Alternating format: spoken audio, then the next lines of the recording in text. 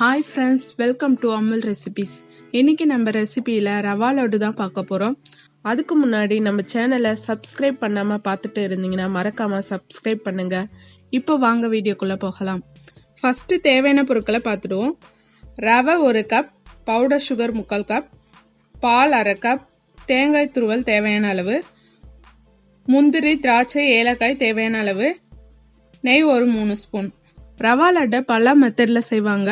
நம்ம ஒரு சுலபமான முறையில் எப்படி செய்யலான்னு பார்ப்போம்.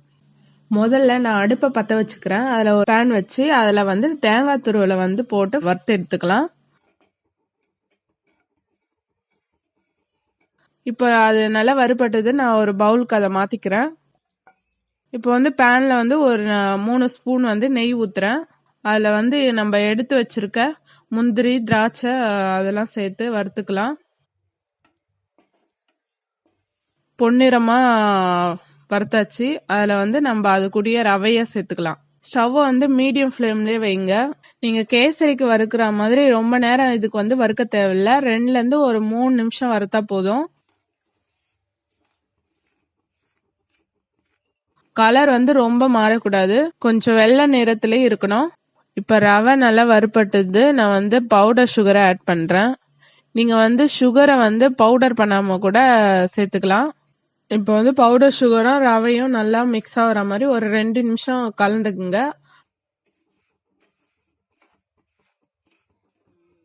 அதுக்கப்புறம் நம்ம எடுத்து வச்சிருக்க தேங்காய் துருவலை இது கூட சேர்த்துக்கலாம்.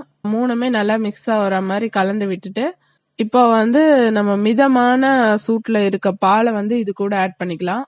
பால் நிறைய சேர்க்க தேவையில்லை. எந்த கப்பில் ரவை எடுக்கிறீங்களோ அந்த கப்பில் 1/2 கப் பால் இருந்தால் போதும்.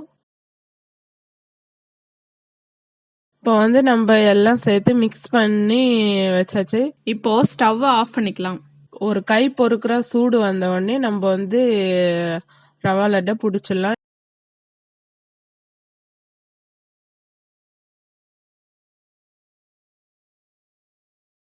பாருங்க, எவ்வளவு சூப்பரான நம்ம ரவா லட்டு ரெடி ஆயிடுச்சு.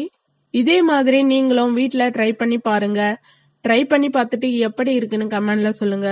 இந்த வீடியோ பிடிச்சிருந்தா இந்த வீடியோவை ஒரு லைக் பண்ணுங்க. இந்த வீடியோவை மறக்காம உங்க ஃப்ரெண்ட்ஸ், ஃபேமிலிக்கு ஷேர் பண்ணுங்க.